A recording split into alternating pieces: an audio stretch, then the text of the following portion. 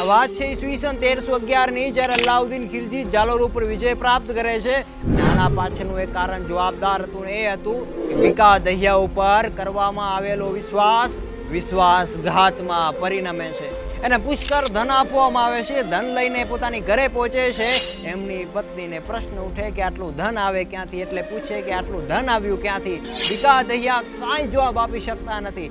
જમ્યા પછી ફરીથી એમની પત્ની ભીખા દહિયાને પૂછે કે આટલું ધન આવ્યું ક્યાંથી, અને ત્યારે ભીખા દહિયા જવાબ આપે કે તું હવે જાલોરની રાણી થઈ ગઈ અને હું જાલોરનો રાજા. બધી જ વાત જ્યારે રાણી હીરાદેને જાણ થઈને, ત્યારે રાણી હીરાદેને લાગવા લાગ્યું કે અમારો પતિ ના હોઈ શકે, જેને જાલોરની ધરતી સાથે દેશદ્રોહ કર્યો હોય, પોતાના નિજી સ્વાર્થ માટે એ મારો પતિ ના હોઈ શકે. અરે થોડીક જ વારમાં